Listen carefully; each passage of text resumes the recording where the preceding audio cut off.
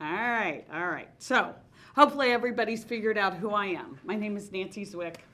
I am a full-time employee at TriHealth. I am a health coach, so I spend most of my time on the phone working with people. I mainly focus on people who are managing their diabetes and their weight, and I work remote. As some of you might have heard, I live in Walton, Kentucky.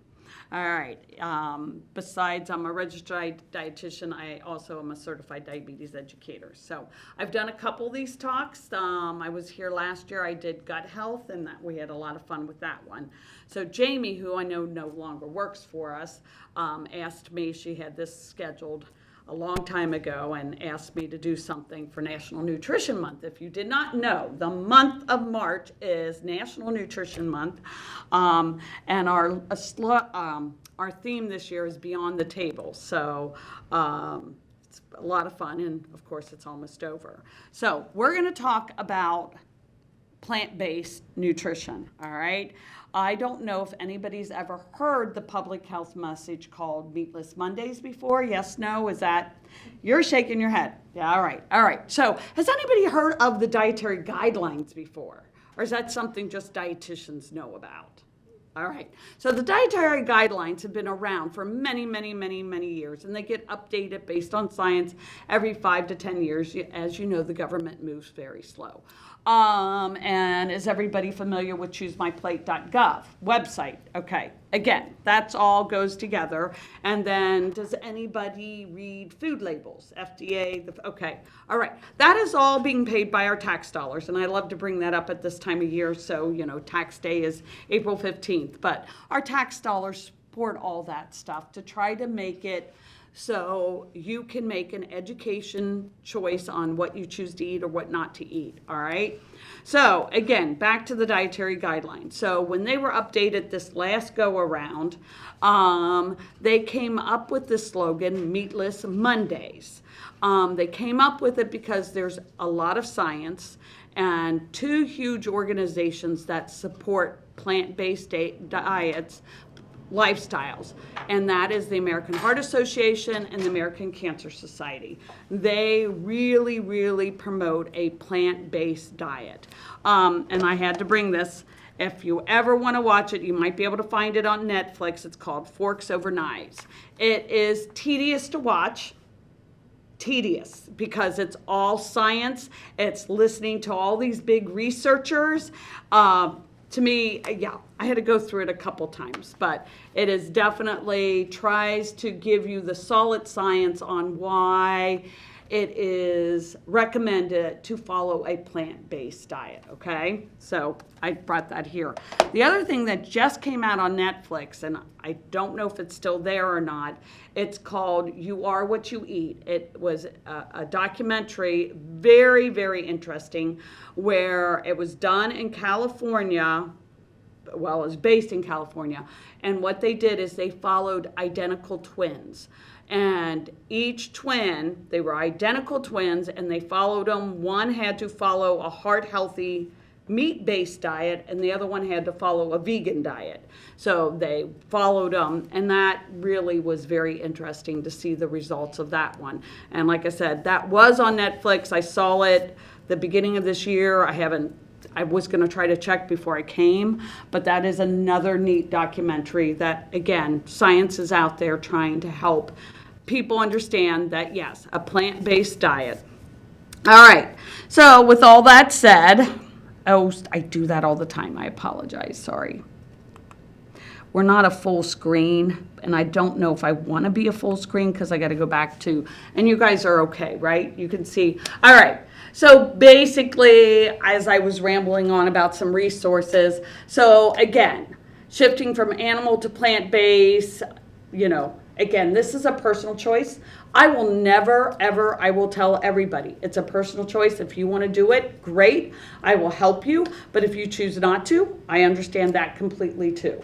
It is a personal choice. And I will give you a little background from me is, of course, I'm a dietitian. I was a family of 9, 6 girls, three boys.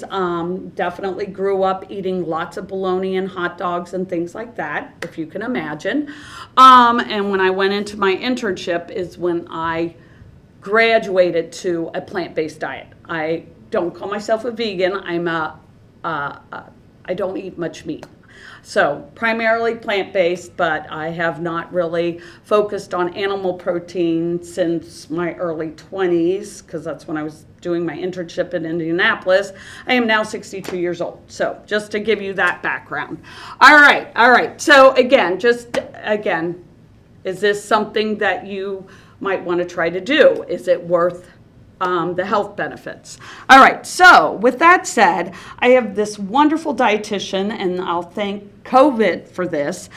She really got and had a lot of fun with YouTube to expand her business, and she definitely is a plant-based dietitian, and we're going to listen to her a few times tonight because I think she does a much better job than I do with explaining all this.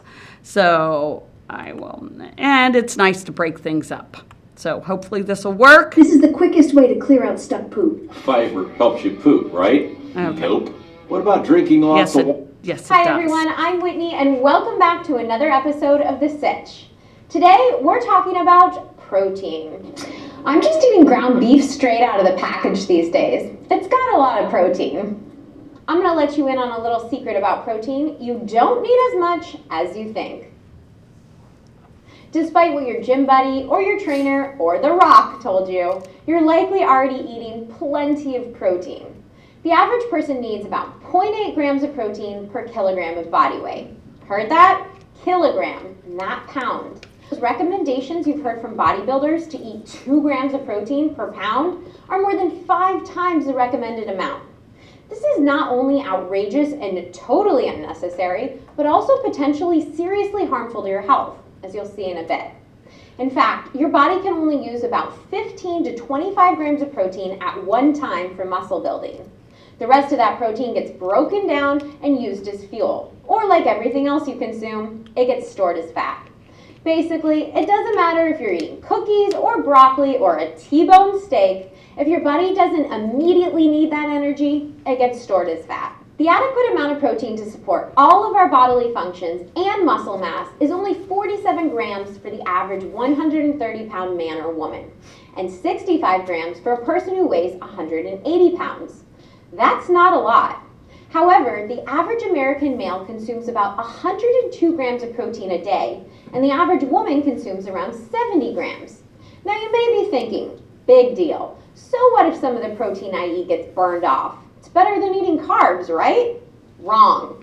For decades now, research has been pointing to the detrimental effects of high-protein diets.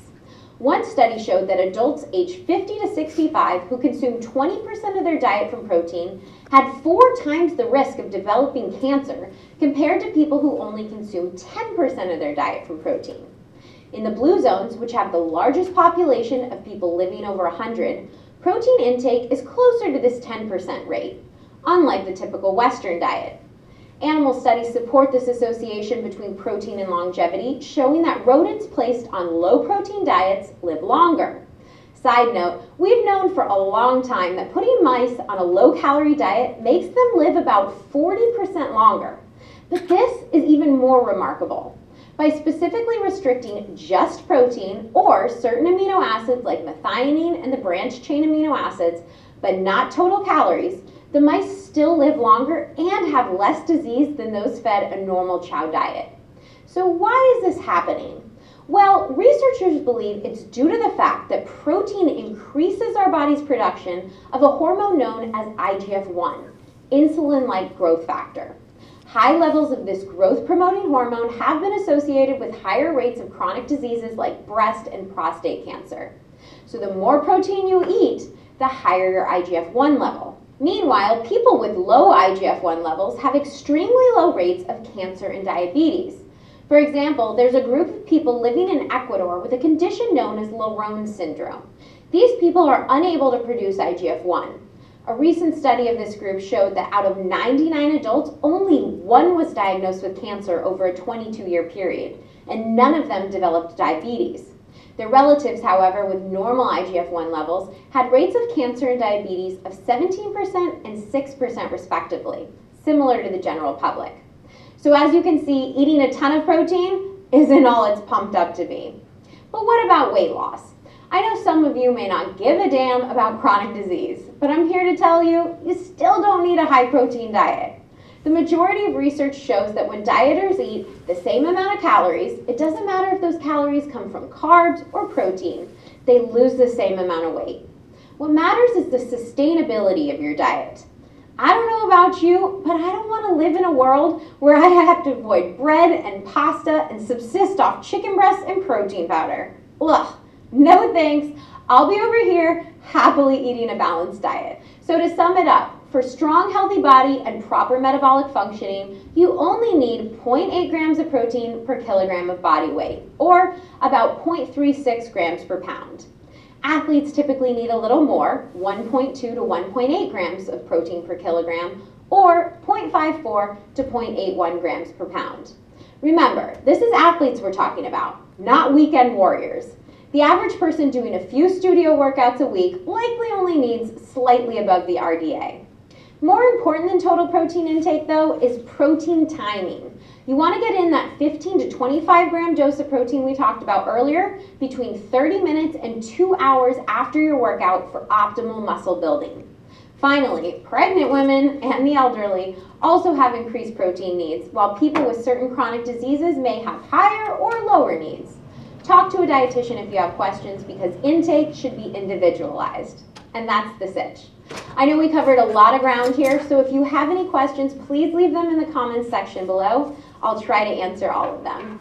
And if you like this video, please give it a thumbs up and subscribe to my channel for more evidence-based nutrition information. I'm Whitney. Thanks so much for watching. All right, I told you, you'll get to hear her a lot tonight. She does a great job, and I use her a lot because it's just fun. Okay, so why did I do that? Why did I do that? We were here. I did it mainly because I want people to understand we don't need a lot of protein, okay? So if you looked at a healthy diet, so I talked about the dietary guidelines, choose my plate. How it breaks down is 50% of your calories should be coming from carbohydrates. I know, that's scary. Everybody thinks we need to stay away from carbohydrates. Absolutely not. 50%. That has been in science for a long time. All right? Even the people that I manage with diabetes, I don't want them cutting out carbohydrates. I want them to eat healthy carbohydrates. Yes. Do I ever want them eating carbohydrates by themselves? Absolutely not. Only if they're trying to correct a low blood sugar. All right. So 50 carb. 30 fat, and of course we would talk about hard healthy fat for that one, all right, and then 20 protein. So look at that ratio. That has been around for a long time. That has not changed. That is a general for general healthy people. And as Whitney said, again, everybody's an individualized with people managing their chronic diseases and stuff like that. So I'll bring up managing diabetes. Sometimes we'll go down to 40% carbs instead of 50, rarely get down to 30. Again, carbohydrates are very necessary. And of course, they still are getting a bad rap these days. Everybody thinks we need to avoid them. We do need to avoid the Easter Bunny right now and all those Starburst jelly beans that I can't keep my hands off of. Yes. So that is, yes, we want to stay away from them. All right. Let's talk about vegetarianism. There are several different types, okay? Vegan is the one that I would say is the traditional vegetarian, the strictest. They basically will avoid all animal products whatsoever. They will read labels. If something has gelatin in it, they will stay away from it. If something has used bone broth, they will stay away from it. So they are very, very adamant on trying to stay away from all animal products whatsoever, type thing. And that can be very restrictive and very hard to follow. You've got to probably spend a lot of time making your own food and not being able to go out and do a lot of things when you socialize, as we know. What weekend we have here, a lot of socialization will be going on. There'll be lots of family meals and celebration. So somebody that is a vegan, again, might have to bring their own food or whatever. And, you know, that's a choice, personal choice. Ovo vegetarian. All right. Again, primarily no meat products, but they will eat eggs. Don't ask me why the difference, it's just it is. So they'll eat eggs. So that's really the only big difference between a vegan and an ovo vegetarian is they will consume eggs. And going lower is our lacto ovo vegetarian. All right. And I don't know why that says it's ovo. All right.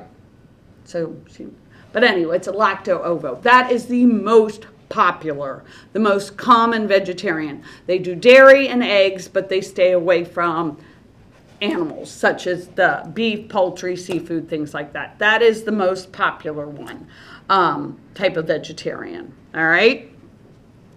And then she added a few more for me, which I tend not to talk about because they're weird. And oh, there she's got my lacto ovo. Okay.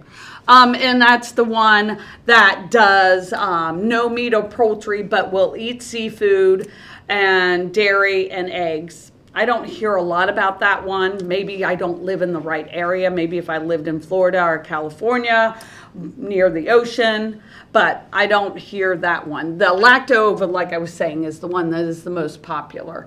And this one I would call is me, the flexitarian. I'm not a big meat eater. You know, I eat, my family laughs at me. I might eat meat when it's in things. I don't bother trying to pick it out. But if we ever go to a restaurant, I'm never going to order a piece of meat. I'm going to order the sides, type thing. So that's going to be probably my one. All right. So we need to talk about quality of protein, and we're going to talk about that in a minute. Let's listen to Miss Whitney again here. Okay, all right, here she is. I think I'm gonna start cutting carbs. I need to drop my belly fat. If you want to drop this, There are just so many unsupported claims out there about diet and health, especially when it comes to plant-based diets. And what is likely an elaborate campaign by a big cow to keep people shoveling hamburgers, myths about plant-based protein are particularly rampant online. So today, we're going to cut through the cow crap and get right down to the facts by busting the top 3 myths about plant-based protein. Myth number 1, it's hard to get enough protein on a plant-based diet. The most common question I get when I tell people I eat a predominantly plant-based diet is, how do you get your protein? If you know anything about macronutrients, then you know that A, you don't need as much protein as your personal trainer would have you believe. And B, protein is in everything. All whole foods contain protein. That's right, veggies, fruits, nuts, seeds, bread, even, yes, white bread has protein. Heck, even coffee has protein. There is no shortage of protein in a plant-based diet. However, some sources are definitely more nutrient dense than others. If you're looking to get the most nutritious sources, check out my other video, The Best Sources of Plant-Based Protein. Myth number 2, plant protein is inferior to animal protein. Bottom line, protein is protein. If the body is getting each of the 9 essential amino acids it needs to function, it doesn't matter where those amino acids are coming from. Amino acids are the building blocks of protein, and before protein is absorbed into the bloodstream from the digestive system, it breaks down into these individual units. So whether you're getting your leucine from soybeans or from beef, it has the same muscle building potential. Myth number 3, unlike animal protein, most plant protein is so-called incomplete and doesn't contain all of the essential amino acids. Animal eaters out there will tell you that most plant foods lack 1 or more essential amino acids. This is flat out untrue. All whole plant foods contain all 9 essential amino acids. However, some are lower in certain amino acids than others. This is a long-standing myth that led to the outdated advice that people need to combine certain plant foods in order to make a complete protein at each meal. For example, beans are high in lysine but low in methionine, while the reverse is true for grains. So the old advice was always to eat beans and grains together. But we now know that foods don't need to be combined at each meal in order to meet your protein needs. Simply eating a varied plant-based diet and including legumes and grains every day will ensure you get enough of all of the amino acids your body needs to function properly. In fact, even broccoli would give you enough of all of the essential amino acids if you ate enough of it. Although you'd likely be eating broccoli all day long to accomplish that goal. Stick to 2 to 3 servings of legumes a day, which is about 1.5 cups, and 3 to 4 servings of whole grains, and you'll be good to go. Finally, protein derived from plants is likely superior to that derived from animals.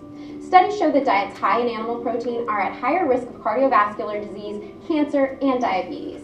Meanwhile, plant protein doesn't carry the same risk.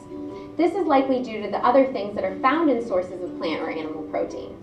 Plant protein, for instance, is found with foods that are high in fiber and phytochemicals, both shown to prevent disease.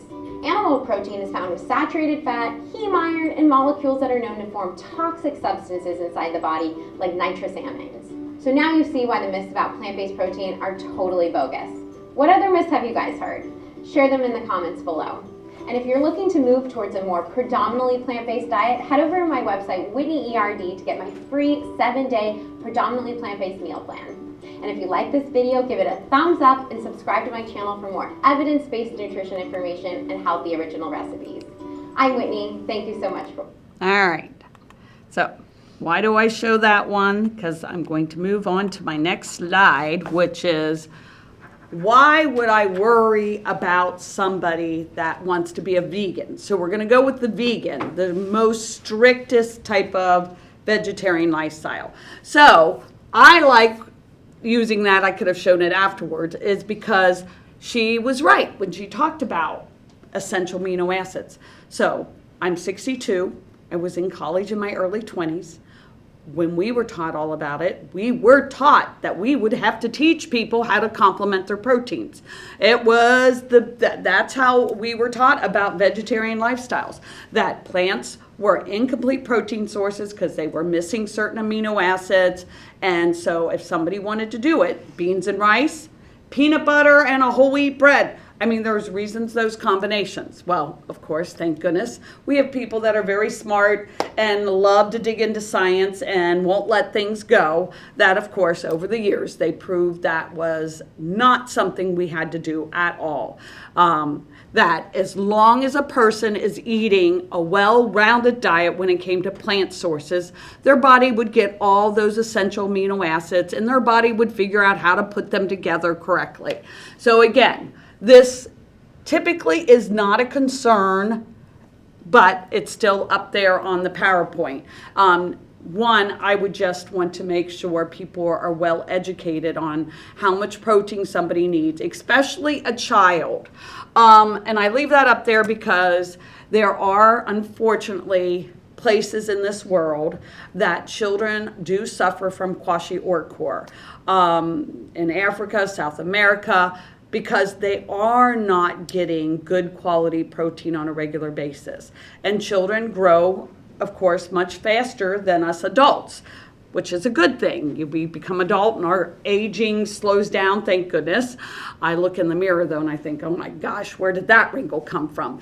But anyway, so because they are growing so rapid, so the quickest a person grows is in a mom's tummy, and then their first year of life is the second fastest, where they triple their weight. So again, in parts of the world where children are not getting enough protein or good quality protein, they can develop what is called kwashiorkor. It is a strictly protein deficient, and unfortunately what is happening is they're growing, but their body's not being put together correctly. I always use the example of a puzzle where you're missing pieces, and because of that, body fluid then leaks out into their stomach area and they look like they got a pot belly, but it really isn't, type thing. So that's, again, why I still talk about quality protein and making sure people are getting quality protein or enough protein, especially for children. And of course, as I said, a pregnant woman, again, fastest. All right. And then we're going to talk about these vitamins and minerals. I'm a big promoter of wanting to try to encourage everybody to eat from all 5 food groups on a regular basis. They've been around. rock solid science. They're not going anywhere, but I do understand there are reasons people avoid certain food groups for whatever reason. But these are some key nutrients that if you do eliminate all animal products, they might be a challenge to make sure you get enough of. And I don't want people saying, oh, I'm not worried about that. Well, I would worry about that because I'm worried about your bone health. I'm worried about your healthy blood, things like that. So we'll talk about that. All right. And then fiber. Most people don't get enough fiber. No, yeah. So I did that with my gut health, fiber, water, exercise to help make sure that colon works. But again, a vegan might be getting too much fiber. And then as much as I want you to eat fiber, fiber will bind with some of these guys. And if you're not getting enough of them, it just makes the situation a little harder. And then, of course, a vegan, believe it or not, might not be getting enough calories, which would loop back to growth. So especially if I was working with a child or pregnant woman. So I still like to talk about these things as a potential, possible, not absolute. In today's world, it's so much easier because we've got a lot of options out there, which can be a good thing or a bad thing, but we do have a lot of options out there. So let us listen to, I think I have her on here. Yeah, there she is. Okay. We're going to talk about the best protein sources when it comes to plant-based. Where is she at? All right, here we are. Starting this tomorrow morning is going to turn your life around. I know it did for me and my husband, Brian. Registered dietitian nutritionist Whitney English. Welcome back to my channel, Whitney ERD. When I tell people that I'm predominantly plant-based, their first response is usually, so how do you get your protein? It's a huge misconception that plant-based diets are low in protein. Newsflash, all whole foods have protein. Yep, veggies, fruit, grains, nuts, seeds, and legumes, they all have protein. Heck, even coffee has protein. Mind blown, right? Obviously though, some sources are better than others. I mean, I wouldn't encourage you to try to meet your protein needs exclusively with Starbucks lattes. So today I'm going to share with you my favorite sources of protein for a plant-based diet. FYI, these are in no particular order. Number 1, chia seeds. These tiny nutritional powerhouses contain about 3.5 grams of protein per 2 tablespoons.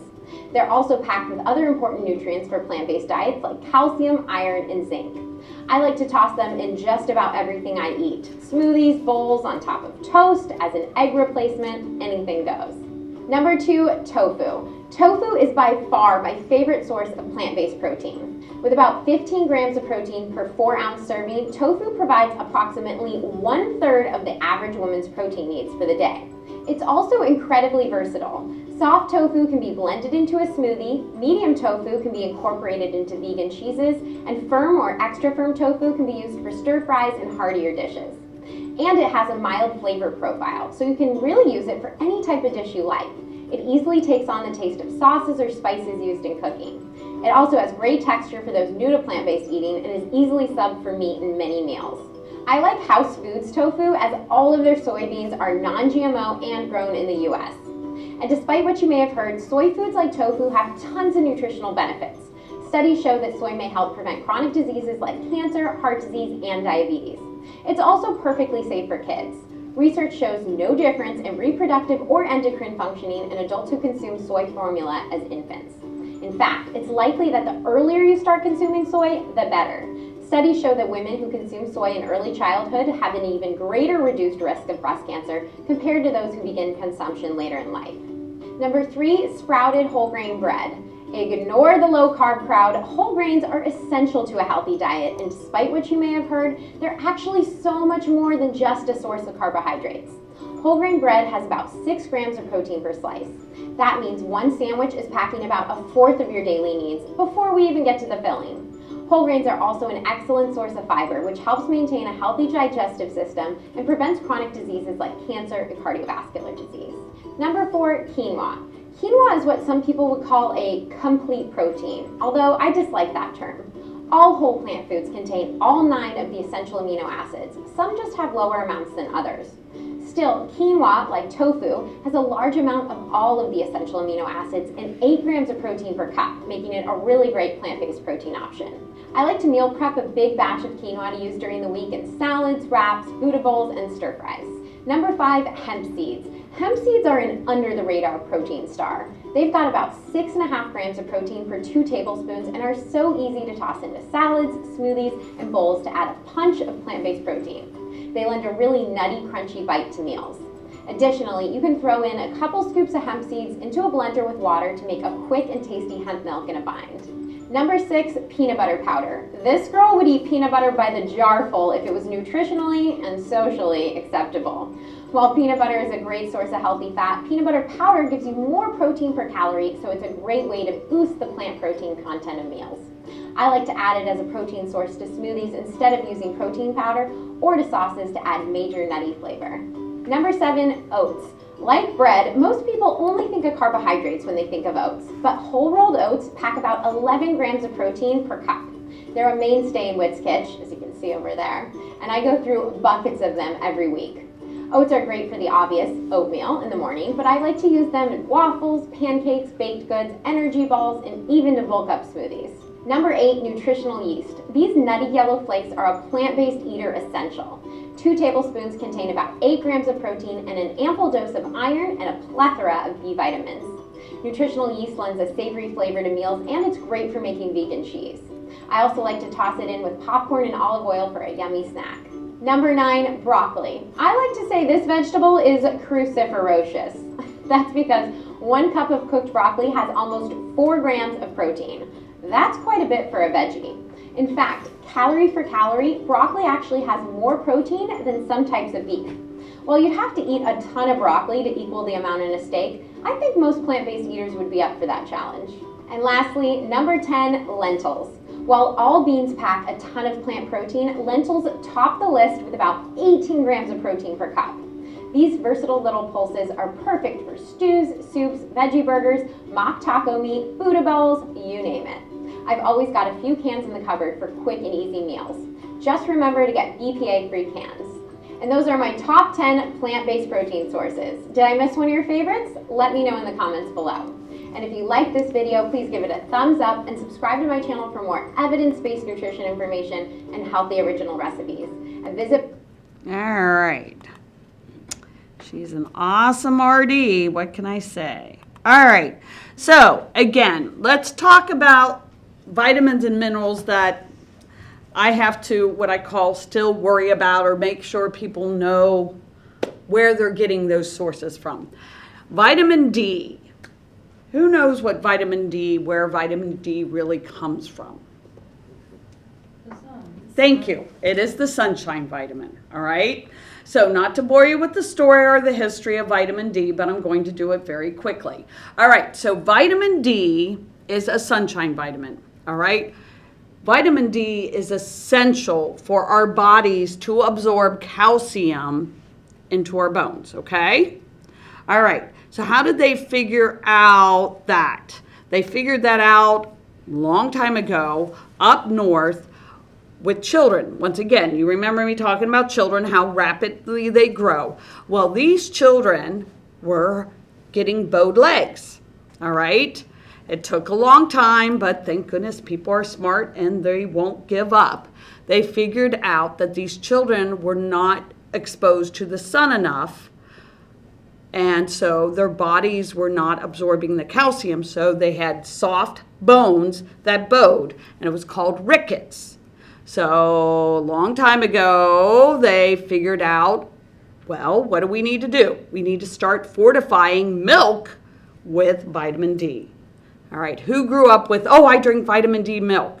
That was a big, I drink vitamin D milk. Okay, that's where it came from. Milk was probably the second, don't quote me on it, food that was ever fortified. Salt was the first one with iodine, with the Gourders and whatever.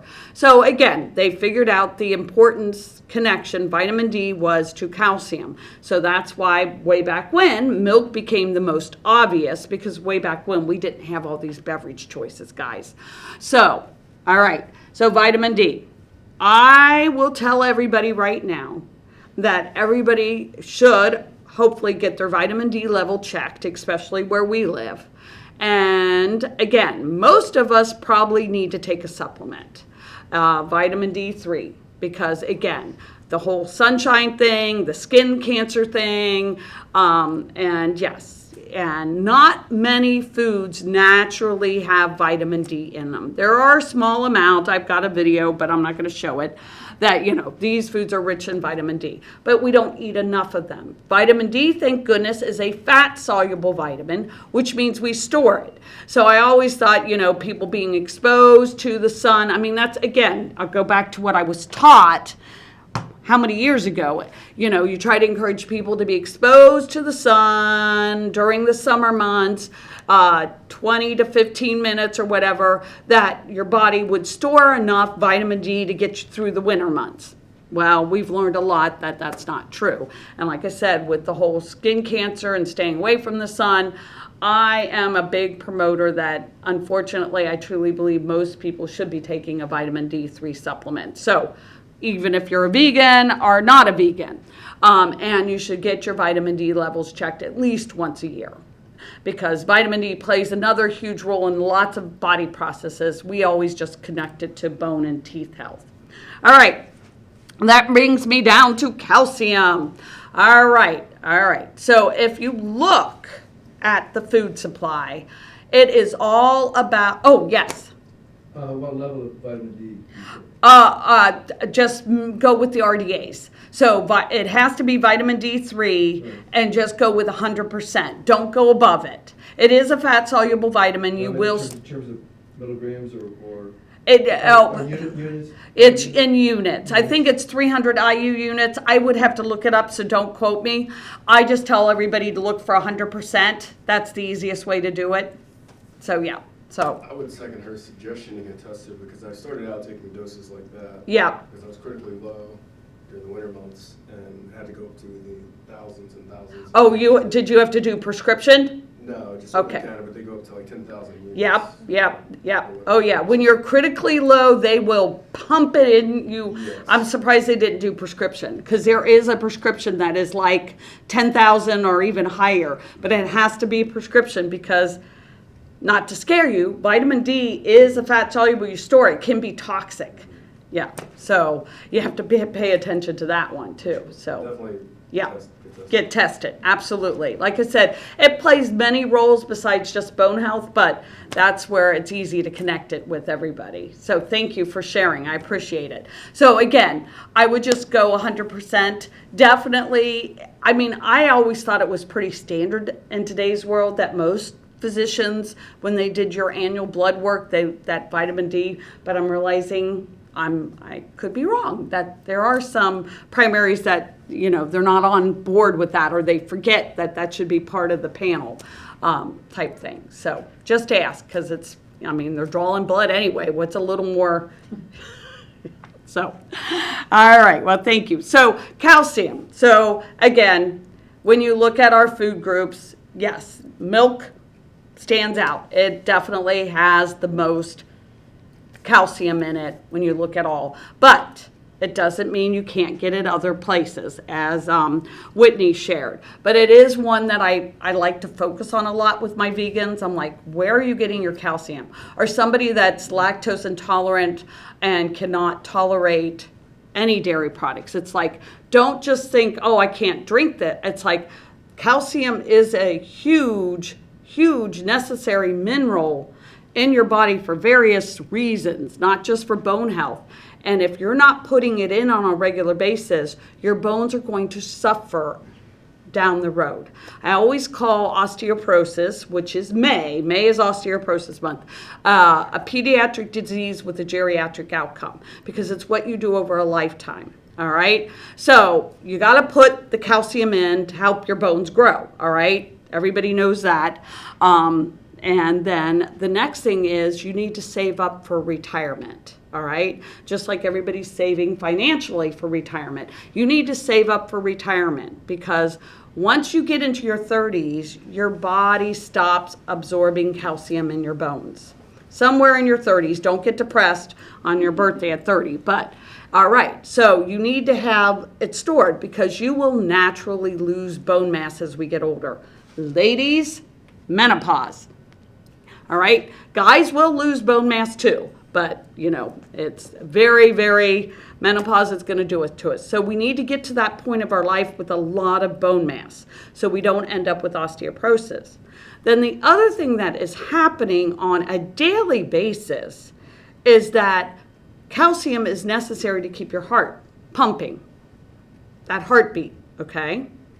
So it uses it. It doesn't reuse it, it uses it, it consumes it. So if you're not putting calcium into your body on a daily, regular basis, where is your bloodstream going to get the calcium it needs to keep that heart going 24/7? Bones, all right? So once again, this is why I get a little passionate. It's like, where do you want to get your calcium from? Don't just ignore the situation because you've chosen to eliminate dairy. I get it. Okay, you've eliminated dairy. We need to know. And we're very lucky in today's world. There are places to get it. So if people are relying on like the almond beverages or the soy beverages, all those new beverages that are out, I tell them, first of all, make sure that it has like 30% because that's the decent amount. And it has vitamin D3 with it because, again, we need that vitamin D to definitely help your body absorb it. The other thing is to shake the cartons up because the calcium settles to the bottom of that beverage. All right. So if anybody's using those type, I just try to educate them. And again, to always have the vitamin D3 when you're definitely getting calcium from a non-dairy source. Supplements, which I know are a very popular thing. I always usually promote, if you're going to do supplements, calcium carbonate or calcium citrate. And again, you need to make sure you have vitamin D3 on board somewhere during the day to help with the absorption. And to take it with meals and only to take 500 milligrams at one time. More is not better. Minerals are different than vitamins to the fact that just because you put it in your stomach doesn't mean your body's going to absorb it.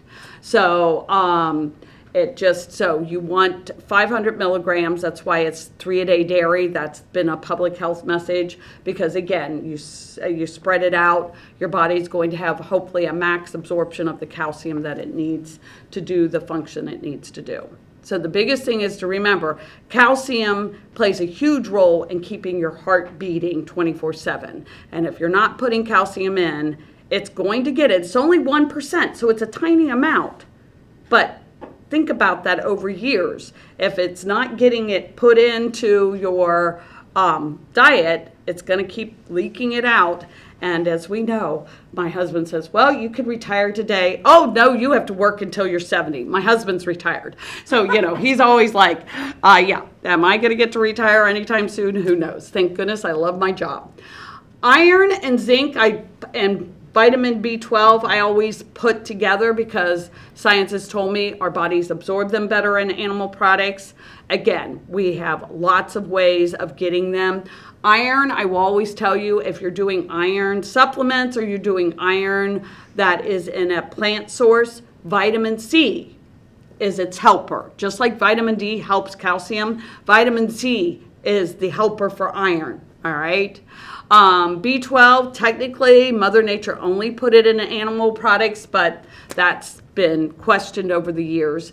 And again, B vitamins I usually don't worry about because it seems like almost any food product fortifies them with vitamin B. And it's a water-soluble vitamin, thank goodness, because I have to worry about people and their energy drinks and, oh my gosh, doing way too much vitamin B. Yeah. So yes, and then zinc, like I said, goes with iron. Basically tends to be absorbed better in animal products. So yes, so that's there. And then the other thing I talk about real quick before we get to omega-3s is I say everybody smile. What kind of teeth do you have? All right? There's a reason for those, and it wasn't to make all the vampire movies, I promise you.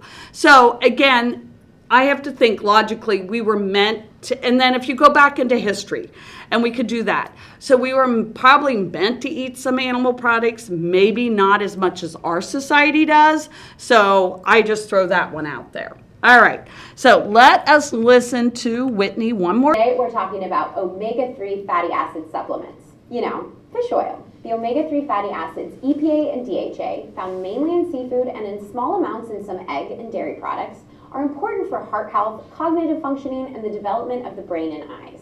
Our body makes EPA and DHA from ALA, a dietary fat found in plants, but the conversion rate is very low, between 1 to 10%. Despite a high intake of ALA, vegans and vegetarians who don't consume fish have been shown to have very low levels of DHA and EPA.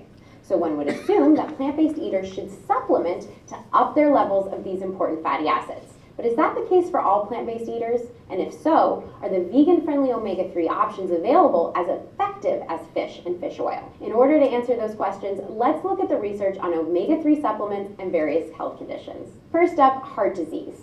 Studies show a lower incidence of cardiovascular disease with a higher dietary intake of DHA and EPA, mainly from fish.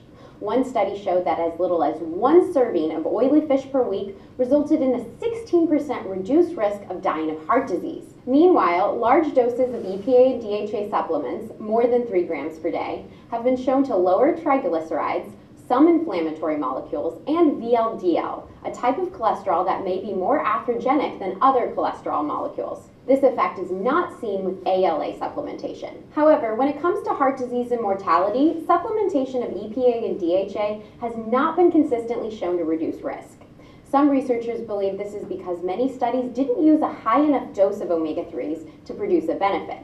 And overall, it appears that research does warrant the use of supplements for the prevention of cardiac death in high-risk patients.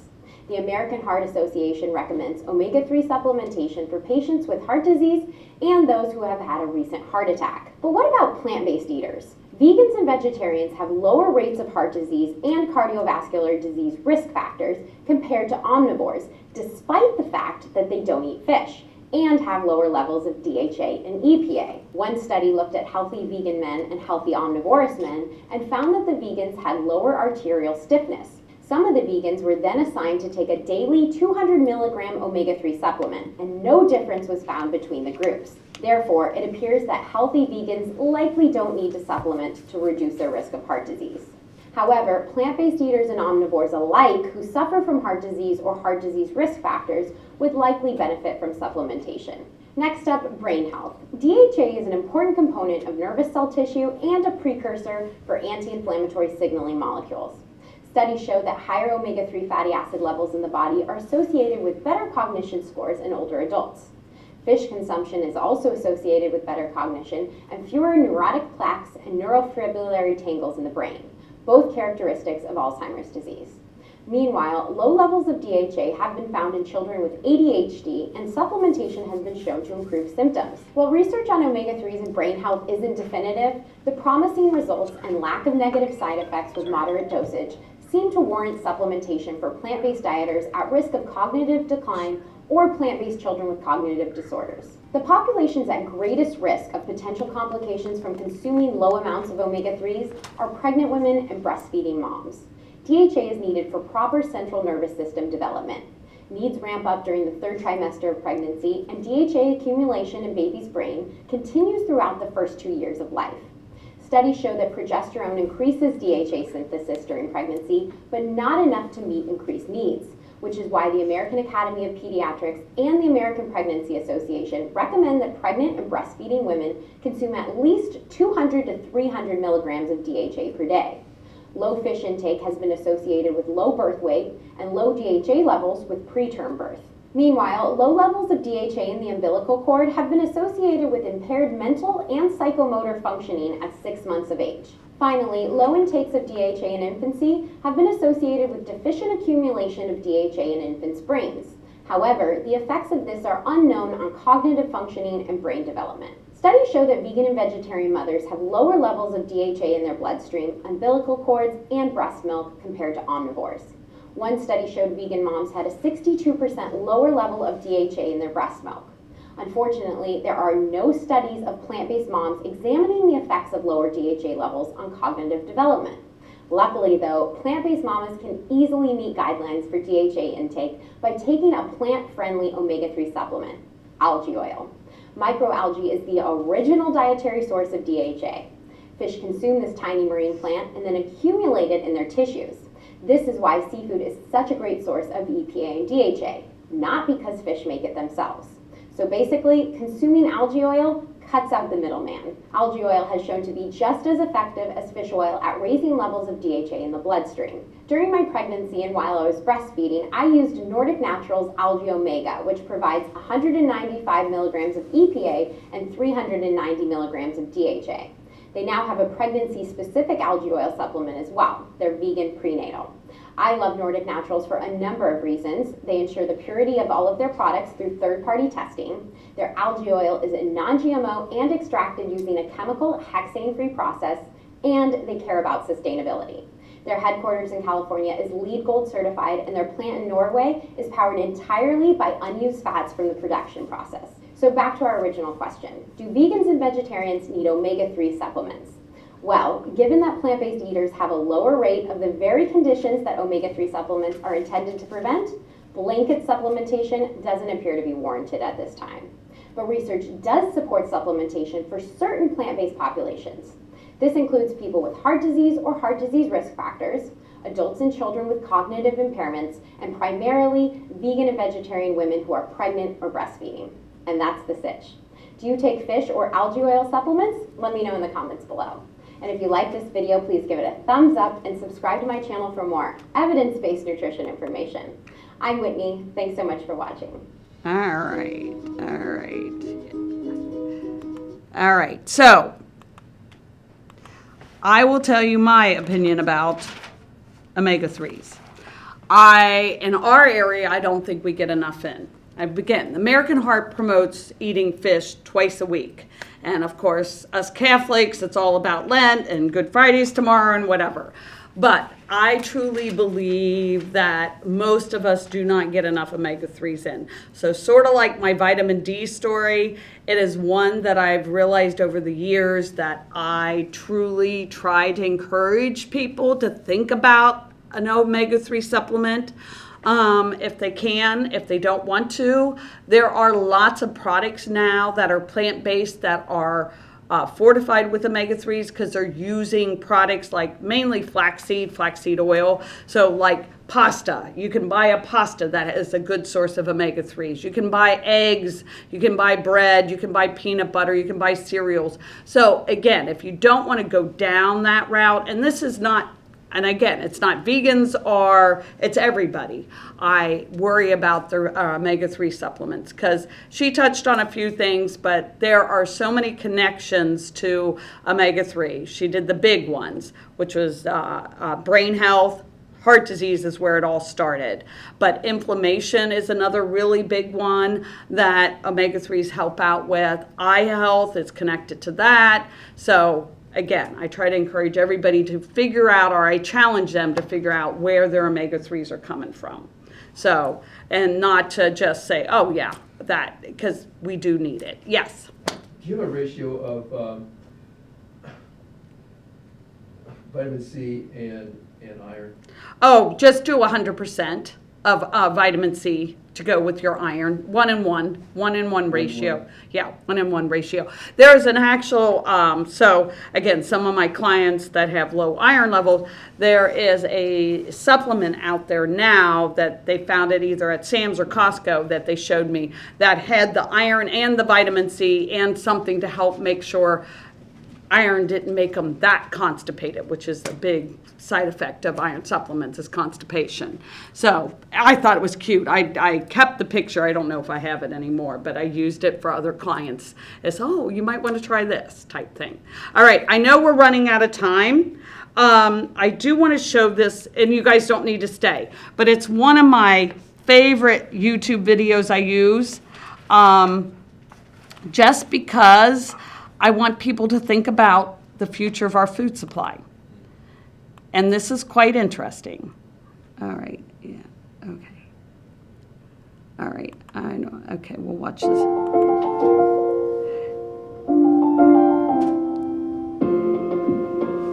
Say, Tired of eating the same old food? Experts say your dinner plate could look very different by the year 2050 as the world's population skyrockets to 9 billion. From environmental changes to advanced technology, here's what you might be eating in the future.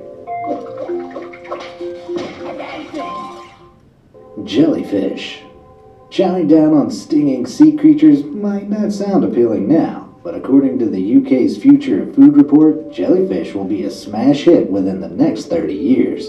The world is already facing a large-scale jellyfish invasion as massive blooms caused by warmer, more acidic oceans with less predators have wreaked havoc on coastal communities and local fishing industries from Australia to Japan. Researchers are attempting to combat this tentacle apocalypse by examining their potential for human consumption. And it turns out, jellyfish are actually pretty good for you. Practically fat-free jellies are chock full of nutrients and vitamins including B12, magnesium, and iron. But their rubbery membrane and poisonous tentacles aren't so appealing. Thankfully, Danish scientists have developed one possible solution by using ethanol to turn these low-calorie, tasteless creatures into crunchy chips in just a few days. Sounds delicious, right? With overfishing on the rise, these alternative umbrella-shaped creatures could appear on your local fish counter by 2050. If you can't beat them, eat them. Insects.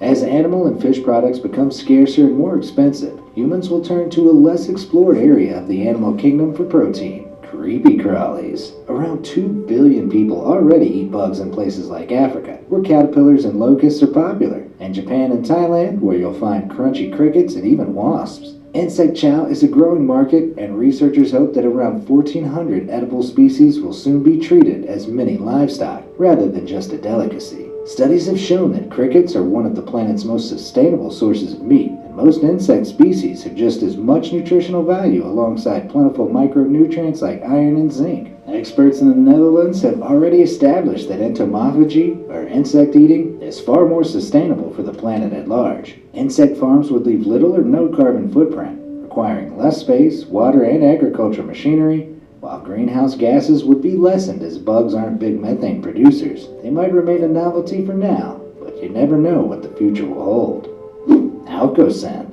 Most people love a cheeky tipple from time to time, but alcohol can be dangerous, not to mention detrimental to your health. Would it be great if there was a way to experience the buzz without any downsides? Professor David Nutt may have the answer. Since 2014, Nutt has pioneered a life-saving substance which he says can produce all the desirable effects of alcohol, like relaxation and social ability, without any of its toxic after effects. Waking up without a hangover might sound too good to be true, but Nutt has already started raising over $26 million in investments to bring his wonder drug, called Alcarelli, to mass market. The compound is reportedly 100 times safer than the real thing and works by targeting the GABA receptor in the brain, which is positively stimulated by alcohol. Alcarelli could come in the form of a pill or dissolvable film placed under the tongue, but it might be a while until you can achieve tipsy bliss without touching the hard stuff.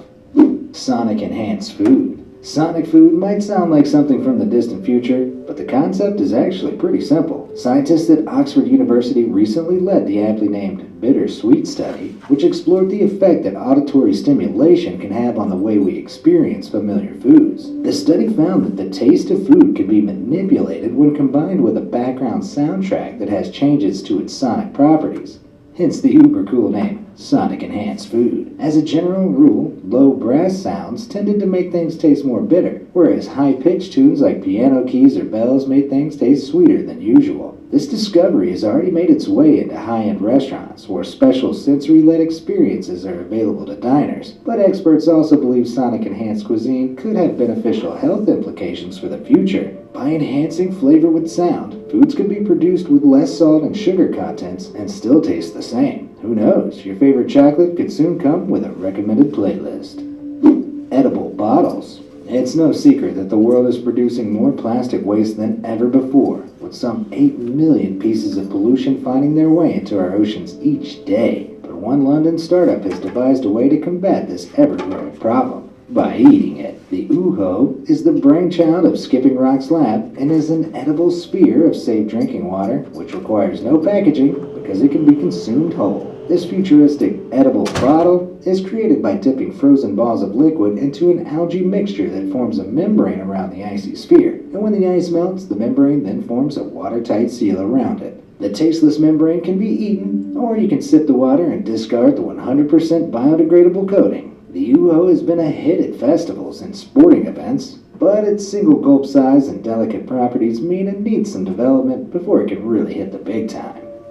Purple bread. Eating purple bread in the future may sound like a Simpsons joke from the 90s, but this brightly colored alternative to the popular staple of most diets is actually a pretty viable possibility. Professor Zhu Weibo, a food scientist at the National University of Singapore, is the pioneering force behind this unusual creation, which he believes could become the superfood of the future. The dough's distinct purple hue is created by the addition of a chemical called anthocyanin, which is extracted from black rice. This natural pigment also occurs in fruits and vegetables like grapes, blueberries, and sweet potatoes, which gives them their colorful appearance. Anthocyanin is not only rich in cancer-fighting antioxidants, but a chemical reaction with the starch enzymes in bread can slow down digestion by 20%, potentially curbing concerns over blood sugar spikes associated with white bread. Although the number of calories and nutritional value stays the same, the slowed energy release rate also means you use those calories over a longer period of time.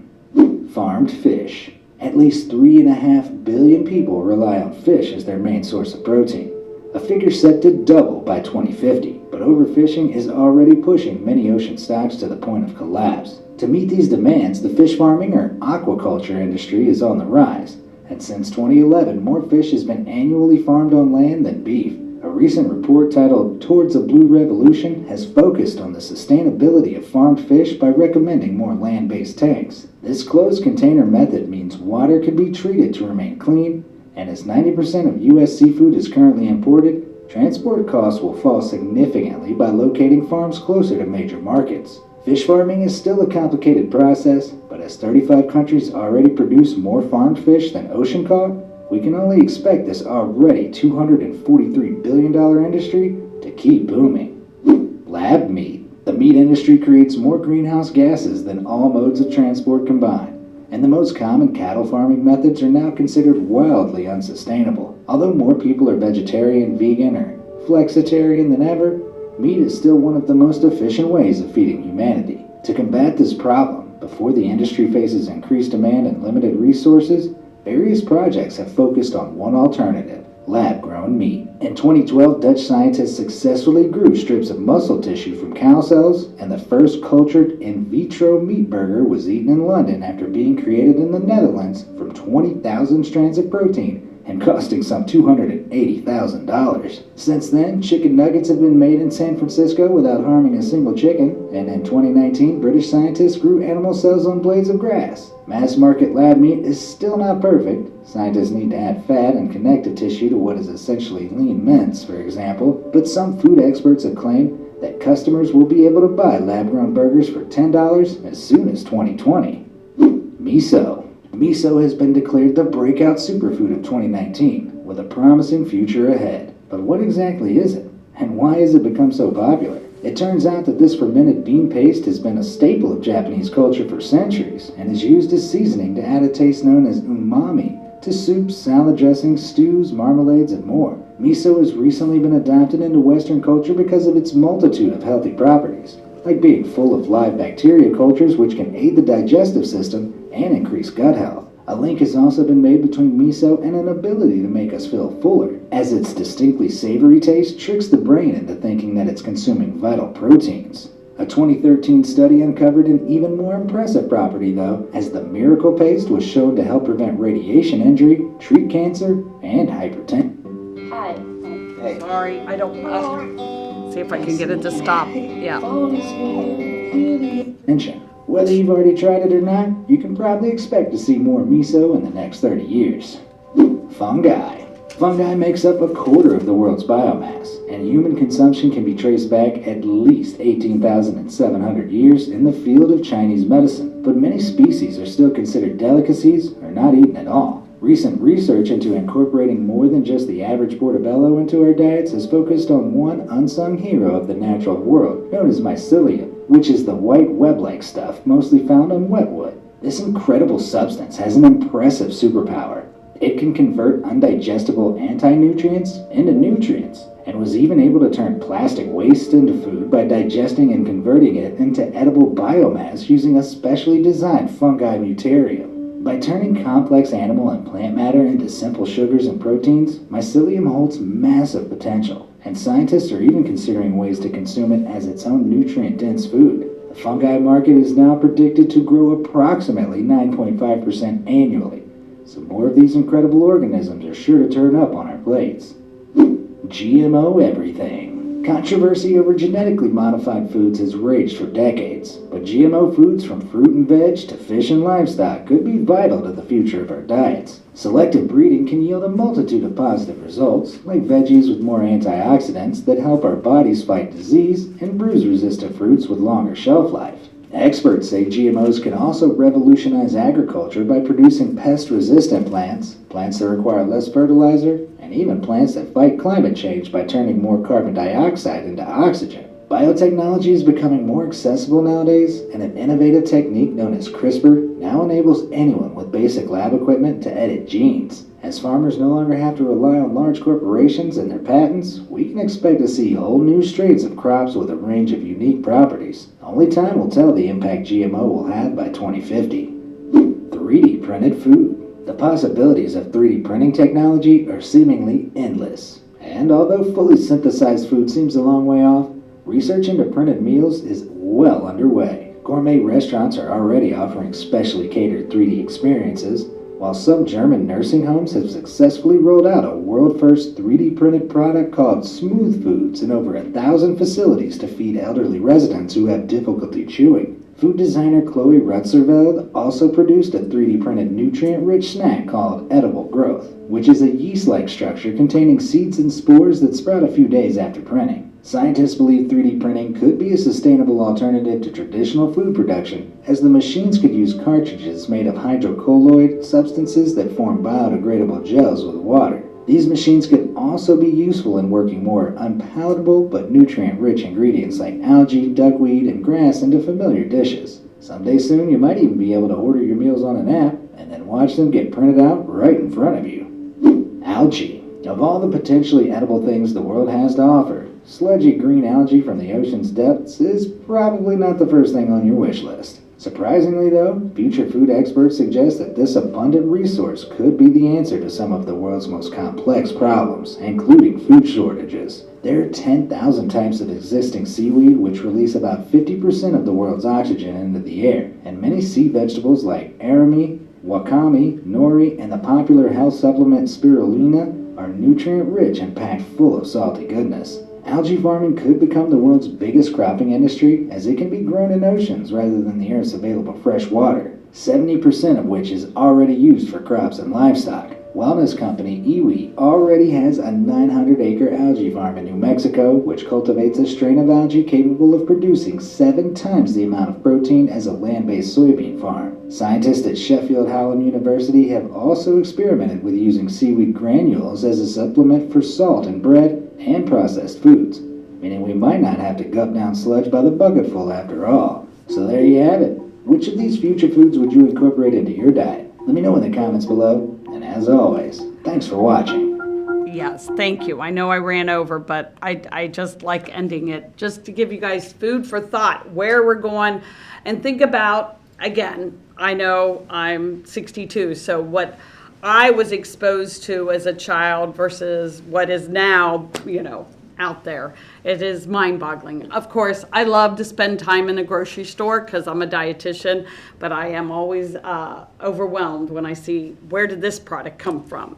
So I know if you have any questions, I'd be more than try to help answer them. Thank you so very, very much for staying and watching all my YouTube videos. So hopefully I've given you some things to think about. Thank you.